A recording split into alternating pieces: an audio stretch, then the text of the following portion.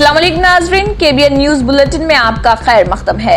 Private schools में online classes पर पाबंदी आयद करने की ख्वाहिश करते हुए दाखिल करदा मुफाद आमा की अर्जी की समाअत आज तेलंगाना हाई कोर्ट ने की। Hyderabad school students parents association ने ये मुफाद आमे की अर्जी दाखिल की। अर्जी गुजार के वकील ने अदालत में कहा है कि तालीमी साल के आगाज से पहले ही ऑनलाइन क्लासेस मुनक्किद करना कानून की खिलाफ वर्जी है। उन्होंने अदालत में तफसीलात पेश करते हुए कहा कि ऑनलाइन क्लासेस से गरीब तलबा से शदीद नाइंसाफी हो रही, जिस पर हाई कोर्ट ने सवाल किया कि क्या हर कोई ऑनलाइन क्लासेस के लिए दरकार लैपटॉप स्मार्टफोन्स के मुतहम्मिल हो सकते हैं। इस मौके पर सरकारी वकील ने बेंच से कहा है कि DEOs इस पर कार्रवाई करेंगे। अदालत ने कहा है कि ऑनलाइन क्लासेस पर हुकूमत ने कोई वाज़ेह पॉलिसी तैयार नहीं की है। अदालत ने इस मामले पर तफसीलात जुमे तक पेश करने की हिदायत देते हुए हुकूमत को नोटिस जारी की। बड़े भाई की नाश को देखकर छोटा भाई भी फौत हो गया। ये दिल दहला देने वाला वाकया हैदराबाद के करीब शमशाबाद में पेश आया।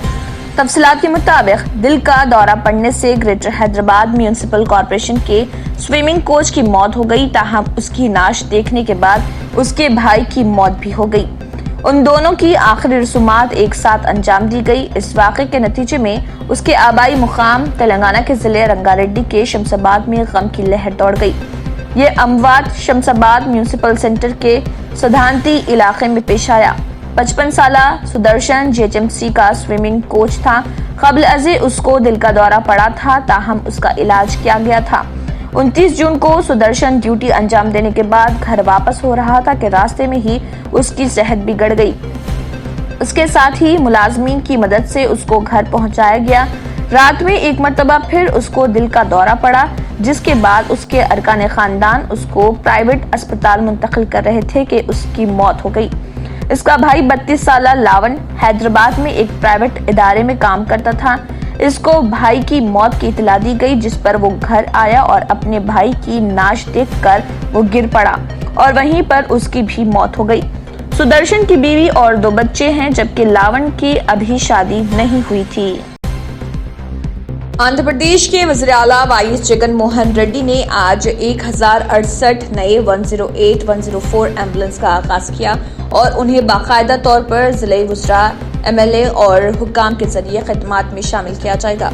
सरकर्दा सहाफ़ी राजदीप सरदेसाई ने कोरोना वायरस वबा की रोकथाम और मरीजों को बरवक्त तिब्बी इमदाद की फरहमी के लिए हुकूमत आंध्र प्रदेश की जानिब से आज बड़े पैमाने पर एम्बुलेंस गाड़ियों के आगाज पर रियासती हुकूमत को मुबारकबाद पेश की। उन्होंने सोशल मीडिया के अहम प्लेटफॉर्म ट्विटर पर एक ट्वीट पैगाम में रियासती हुकूमत के इस इक़दाम की सताइश की। सरदेसाई ने कहा है कि जनूबी हिंद की रियासतें कोरोना को कंट्रोल करने में दीगर से एक कदम आगे हैं।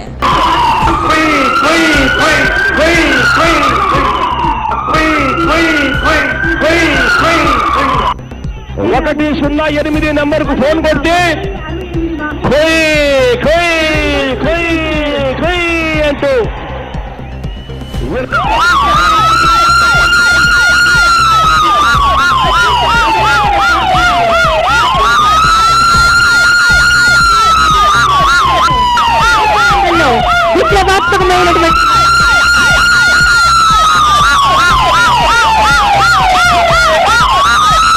ఈరోజు చాలా ఆనందాన్ని ఇచ్చిన రోజు. ఎందుకనంటే హిస్టరీలో చెప్పుకోదగ్గ ఆంధ్ర రాష్ట్రానికి సంబంధించి చెప్పుకోదగ్గ గొప్ప రోజుల్లో ఈ రోజు ఒక రోజు ఖచ్చితంగా ఉంటుంది. ఈరోజు డాక్టర్స్ డే సందర్భంగా ఆంధ్ర రాష్ట్రంలోనే ఉన్న మన డాక్టర్లందరికీ కాకుండా మన తెలుగు డాక్టర్లందరికీ కూడా ఈ రోజున శుభాకాంక్షలతోనే ఈ కార్యక్రమానికి మొదలు పెడతా ఉన్నాం. ఈరోజు కాంప్రహెన్సివ్ క్యాన్సర్ కేర్ సెంటర్ ఇవాళ మొదలు పెడతా ఉన్నాం. ఇటువంటి కాంప్రహెన్సివ్ క్యాన్సర్ కేర్ సెంటర్ అన్నది గవర్నమెంట్ సెటప్లో ఉండడం ఇది ఫస్ట్ టైం, మొట్టమొదటిసారి. ఇక్కడ మెడికల్, సర్జికల్ అండ్ రేడియోథెరపీకి సంబంధించి 3 విభాగాలు ఈ కాంప్రహెన్సివ్ క్యాన్సర్ కేర్ సెంటర్లో అందుబాటులో ఉండడం, గవర్నమెంట్ కాలేజీల్లో PG కోర్సుల్లో MD రేడియోథెరపీకి సంబంధించిన 2 సీట్లు కూడా తీసుకొని రాగలిగాం. This is also an achievable, this is also a great achievement అని చెప్పాలి.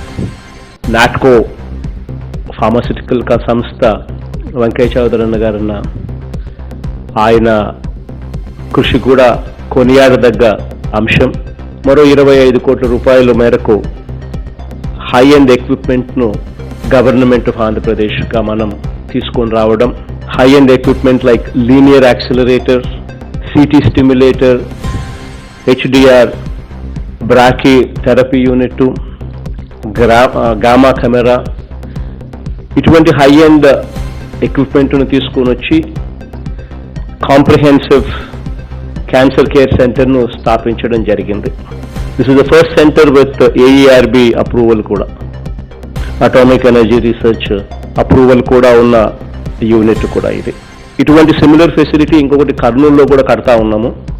దాదాపుగా 1088 అంబులెన్సులు, 104 and 108 అంబులెన్స్ను ఈరోజు ప్రారంభోత్సవం చేశాం. కొత్త అంబులెన్సులు రోడ్ల మీద జెండా ఊపితే అసలు పోతూ ఉంటే మనసుకు నిజంగా ఎంతో ఆనందాన్ని కలిగించే అంశం. मुंबई हाई कोर्ट ने Republic TV editor Arnab Goswami के खिलाफ दर्ज 2 मुकदमात खारिज करने का हुक्म जारी किया और आइंदा अहकामात तक उन्हें सिक्योरिटी फराहम करने की अदालत ने हिदायत दी। वाज़ेह है कि अर्नब के खिलाफ पालघर लिंचिंग और माइग्रेंट लेबर्स के बारे में नामुनासिब तबसरा करने के इल्जाम में 2 FIR दर्ज हुए थे। एक वीडियो कॉन्फ्रेंस में जस्टिस उजाल भोयान और रियाज चागला पर मुश्तमिल हाई कोर्ट बेंच ने इस केस की समाअत की। अदालत ने कहा कि उन्हें नहीं लगता कि अर्नब ने कहीं भी नफरत को जन्म देने की कोशिश की। इस तनाजुर में उनके खिलाफ दर्ज 2 FIR को मुस्तरद कर दिया जा रहा। अदालत ने अर्नब की इस दलील से भी इत्तफाक किया कि एक सहाफ़ी को मजहबी वाक़यात का तज्ज़िया करने का हक है। विकला हरीश सालवी और मुलंद साठे ने अदालत को बताया कि माशराती उमूर पर गुफ्तगू में अर्नब ने पेशा वाराना किरदार अदा किया। पतंजलि के मालिक और योग गुरु बाबा रामदेव ने कोरोना के लिए तैयार की गई अपनी दवाई को एक मर्तबा फिर से मुयस्सर करार दिया और कहा कि इस मुल्क में आयुर्वेद की बात करना गुनाह हो गया है। नेज़ उन्होंने कोरोना की दवा इजाद करके एक बेहतर पहल की है, लेकिन उनके खिलाफ इस तरह से FIR दर्ज कराई गई जैसे कि वो दहशतगर्द हों। बुध के रोज एक प्रेस कॉन्फ्रेंस से खिताब करते हुए बाबा रामदेव ने कहा कि अभी तो हमने एक कोरोना के बारे में क्लिनिकल कंट्रोल ट्रायल का डेटा ही मुल्क के सामने रखा है तो एक तूफान बर्पा हो गया। इन drug mafia, multinational company mafia और हिंदुस्तान मुखालिफ कुव्वतों की जड़ें हिल गईं।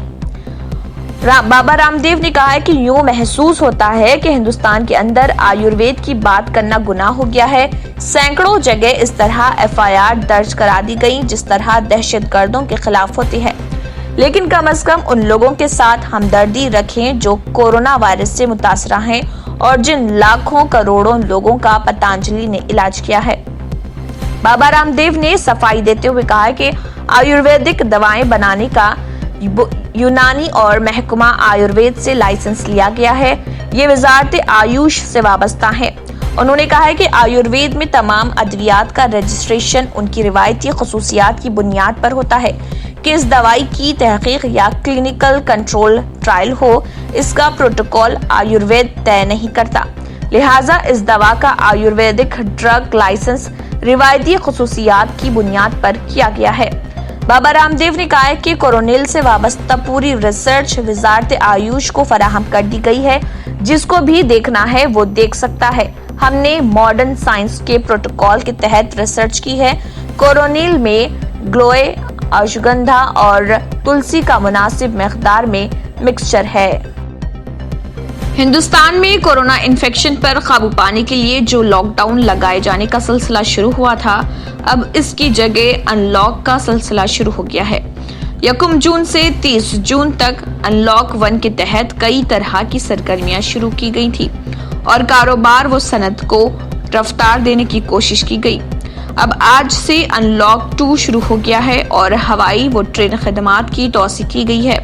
इसके अलावा मजीद कई तरह की नरमी का ऐलान हो चुका है, लेकिन फिक्र अंगेज बात यह है कि हिंदुस्तान में कोरोना का कहर बढ़ता ही जा रहा और अनलॉक 1 के दौरान तो हालात इंतहाई खतरनाक नजर आए। दरअसल मईशत की खराब हालत को बेहतर बनाने के लिए 1 जून से जो अनलॉक का अमल शुरू हुआ उसने कोरोना को फैलने का मौका भी दिया।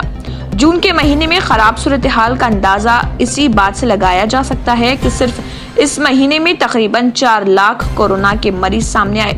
जून के आदाद व शुमार और उसके कबल के आदाद व शुमार पर गौर करने से अंदाजा होता है कि मामला जून के महीने में बहुत खतरनाक हद तक बढ़ा, जिसकी वजह से कई रियासतों को मसाइल का सामना करना पड़ा।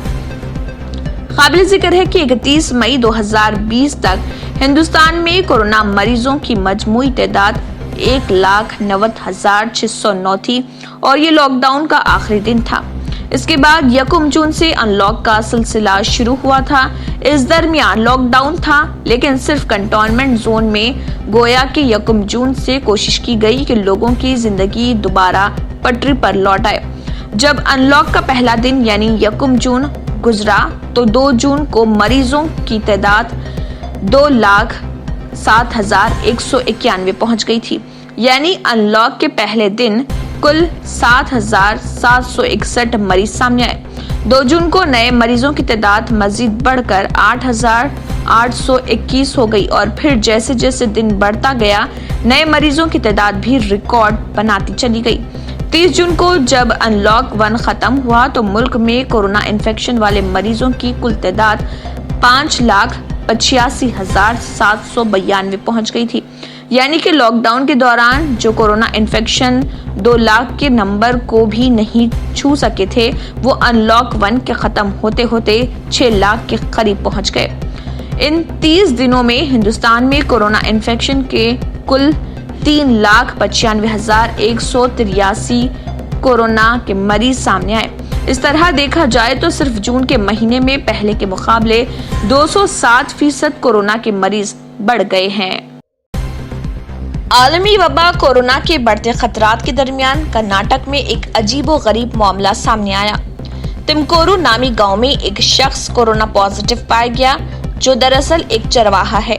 इस चरवाहे की कोरोना पॉजिटिव होने के बाद हैरत अंगेज तौर पर तकरीबन 50 भेड़ बकरियों को क्वारंटाइन कर दिया गया। बताया जा रहा है कि जानवरों को गुज़िश्ता कई दिनों से सांस लेने में दिक्कत हो रही थी, जिसके बाद उनका कोरोना टेस्ट भी कराया गया। इस खबर से जहां लोगों में हैरानी है, वहीं मुकामी अफराद में एक खौफ का आलम भी देखने को मिल रहा है। इस सिलसिले में एक रिपोर्ट शाये हुई है जिसमें बताया गया है कि मंगल के रोज पर्सनल प्रोटेक्टिव इक्विपमेंट PPE पहने हुए महकमे मवेशी परवरी के अफसरान खेत में पहुंचे और कोरोना टेस्ट के लिए जानवरों के सैंपल लिए गए। अफसरान का कहना है कि अभी तक जानवरों में कोरोना इन्फेक्शन का कोई मामला सामने नहीं आया। हालांकि उन्होंने जानवरों के नमूने ले लिए हैं और उनको कोरोना टेस्ट के लिए भेज दिया गया है। इस दरमियान तिमकोर मवेशी परवरी महकमे के डिप्टी डायरेक्टर KG नंदेश ने बताया कि भेड़ व बकरियों को सांस लेने में दिक्कत हो रही थी, लेकिन मौजूदा मौसम के हिसाब से ये मसला आम है। जानवरों में कोरोना वायरस फैलने का इम्कान 0 है, क्योंकि आज तक ऐसा कोई मामला रिकॉर्ड में नहीं आया। इसके बावजूद चूंकि चरवाहा पॉजिटिव पाया गया और जानवरों को सांस लेने में दिक्कत हो रही है, इसलिए हमने कुछ जानवरों के सैंपल ले लिए हैं और उन्हें कोरोना टेस्ट के लिए भेज दिया है। इसी के साथ KBN न्यूज बुलेटिन इख्तिताम को पहुंचता है। अल्लाह हाफिज। नाजरीन, मजीद अपडेट्स के लिए KBN न्यूज को सब्सक्राइब करें और हर वीडियो को लाइक और शेयर जरूर कीजिए। A1 टाउनशिप की एक और नई पेशकश जहांगीर पीर दरगाह से 2 किलोमीटर पहले मल्टीनेशनल कंपनीज के करीब, जो कि बिल्कुल आबादी से लगा हुआ, बेंगलोर हाईवे से सिर्फ 5.5 किलोमीटर, BT रोड से लगा हुआ, तमाम डेवलपमेंट के साथ 5,50,000 में 100 गज का प्लॉट। A1 टाउनशिप में आपका ये छोटा सा इन्वेस्टमेंट आपका और आपके बच्चों का मुस्तकबिल बदल सकता है। आज ही तशरीफ लाएं और A1 टाउनशिप के इस प्रोजेक्ट से फायदा उठाएं। Office at pillar number 235 opposite fisheries department, Rajendra Nagar, Hyderabad. अगर आपने हमारे चैनल को अभी तक सब्सक्राइब नहीं किया है तो यहाँ पर रेड कलर का सब्सक्राइब बटन दिख रहा है, उसे क्लिक करें और हमारे चैनल को सब्सक्राइब कीजिए और साथ ही साथ बेल आइकन को भी क्लिक कीजिए, जिससे आपको ताज़ा अपडेट मिलती रहे।